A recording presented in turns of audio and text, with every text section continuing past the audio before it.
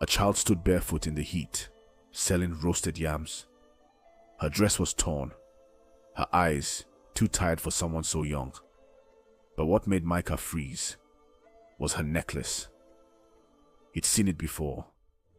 No, he had given it to a woman he hadn't seen in 7 years. A woman he left without a name, a number, or a goodbye. Now that necklace was around the neck of a little girl, and in her eyes, Micah saw something terrifying. Familiarity. Micah Adeyemi had built empires. His company had offices in 4 countries. His signature alone could move markets. That morning, he was on his way to inspect a stretch of rural land his team had flagged for development. A quiet village with old clay homes, chickens in the road, and the smell of charcoal in the air. The village itself barely registered to him, until it did.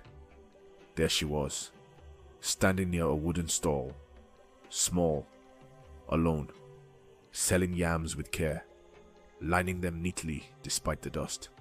But it was the necklace, silver, a lion's head, not mass-produced, one of one.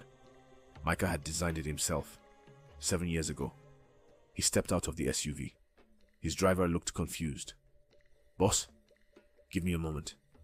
He walked toward her slowly, unsure what he'd say. "Hello. Hello, sir." Her voice was clear, not afraid. "Just careful. What's your name?" "Amina." "That necklace, where did you get it?" She glanced down, touched the pendant with her fingertips. "Mama gave it to me. She said it came from someone strong, someone she once loved." "And your father?" Amina looked away. "Mama says he left before I was born. She doesn't hate him, but she doesn't talk about him either." Micah's lips parted slightly, but no sound came. "Can I walk you home?" Amina tilted her head. "Mama says no to strangers, even rich ones." She packed up her tray, nodded politely, and vanished into the market crowd. Micah stood there long after she was gone, heart thudding. That night, the city lights felt colder than usual. Micah sat alone on the balcony of his glass-walled penthouse, wine untouched, phone in hand, screen blank. He opened a drawer in his office he hadn't touched in years. Inside, a faded photo from a gala night.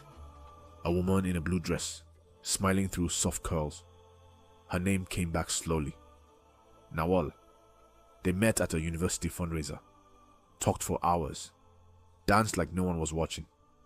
He remembered her laugh, her honesty, her fire. They had spent one night together, and in the morning, he disappeared. No contact, no plan, just ambition. He had left her behind, and maybe now, she had left him something too.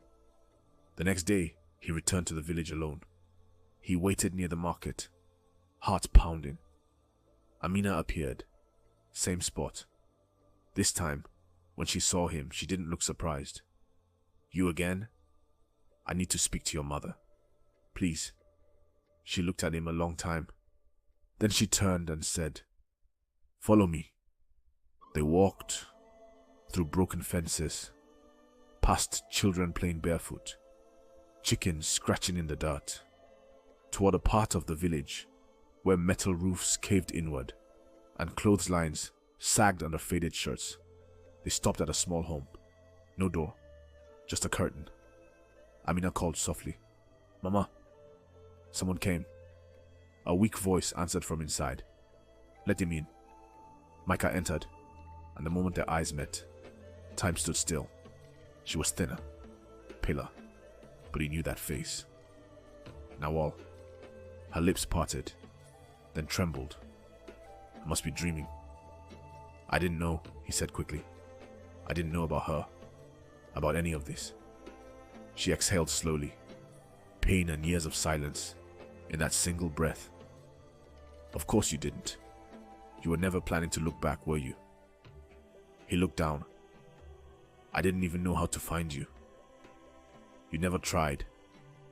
She coughed hard, held her side, winced. Amina rushed over with a wet towel. Micah stepped forward instinctively, then stopped. He pulled out an envelope full of cash. Please, let me help. Nawal looked at it like it was poison. You think this replaces a father, a husband, a presence? It's not about replacing. It's about starting. She stared at him for a long time, then said, "Come back tomorrow, if you mean it." He did. He came back the next day, and the next, and the next. Each time with something different. Books, food, shoes, a flashlight, a thermos. He helped fix the leaking roof, painted a window frame, taught Amina how to pronounce English words properly. She laughed, opened up, started drawing. One evening, she gave him a sketch. A tall house, a big tree, 3 people standing on a porch. She said, "This is my dream house, and you're in it, Mama too." Micah looked at it for a long time, eyes stinging. "I want to build it with you," he whispered. Amina grinned, and somewhere behind the curtain, Nawal was listening. But far away, someone else was watching too. Kyra, his fiancée. At home, she found a crumpled drawing in his coat. 3 figures, a house. She stared at it for a long time. Then she whispered, "You left once. You're leaving again." That night, Micah got a voice message. "I know where you are, and I need to tell you something. I'm pregnant. I'm coming. We're not losing this family." The next morning, clouds covered the sky. Rain fell, like the heavens were mourning something unfinished. Micah walked to Nawal's home, heart racing. Before he entered, he heard her voice. "I still don't know if he'll stay, but every time Amina laughs, I start to believe again." He stepped inside. She looked up, surprised. Amina ran to him. "Are you my daddy?" He opened his arms, eyes wet. "Yes, my star. Yes, I am." They embraced, and for the first time in years, he felt whole. Micah turned to Nawal.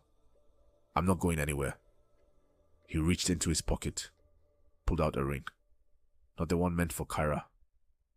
"Marry me, Nawal. Let's make our daughter proud." But before she could answer, a black SUV pulled up outside. Kyra stepped out. Elegant, pregnant, destroyed. She saw Amina, saw Nawal.